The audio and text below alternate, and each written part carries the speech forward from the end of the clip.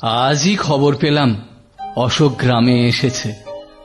শুনছি ও বিলেতে গিয়ে বিরাট বড় ডাক্তার হয়েছে। ও যখন আমার ছাত্র ছিল তখনই জানতাম ও অনেক বড় হবে। লেখাপড়ায় যেমনি ভালো ছিল তেমনি ব্যবহারেও। ওর মতো ছাত্র পাওয়া যে কোনো শিক্ষকের গর্ব। কিন্তু এই দীর্ঘ ৩০ বছর পর ও কি আমায় চিনতে পারবে? যাই একবার গিয়ে দেখি। কে? আমি। অশোক আছে? আমি? আমি আবার কে? আমি আকবর আলী। অশোক বলছো? হ্যাঁ, আমি অশোক বলছি।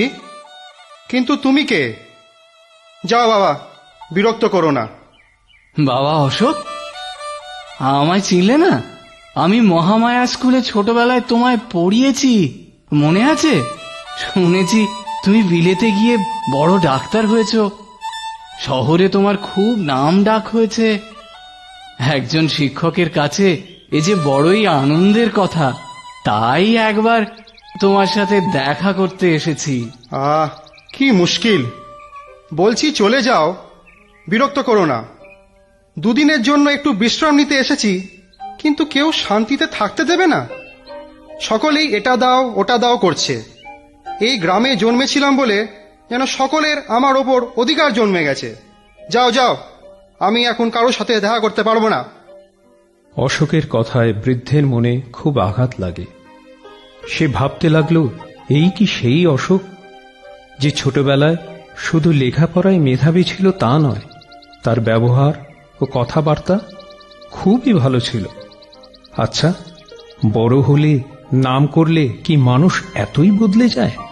ছি ছি, আমি একই ভাবছি। সত্যিই তো কতদিন আগেকার কথা। অশোক নিশ্চয়ই আমাকে চিনতে পারেনি।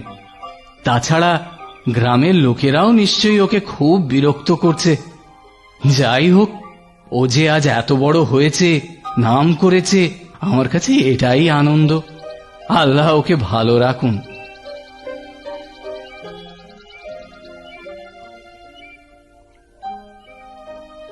আচ্ছা, আপনি মহামায়া স্কুলের মাস্টার মশাই না?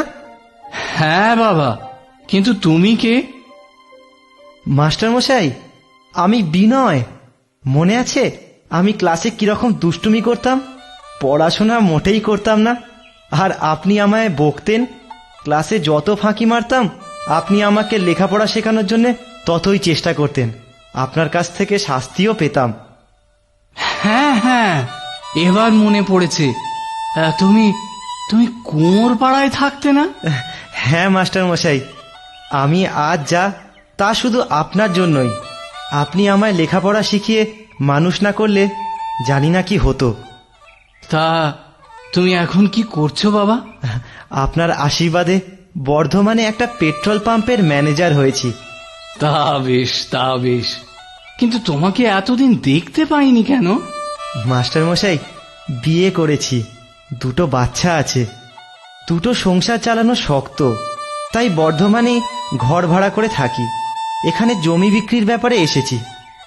এ কি মাস্টার মশাই, আপনার চশমার কাঁচটা ফাটা?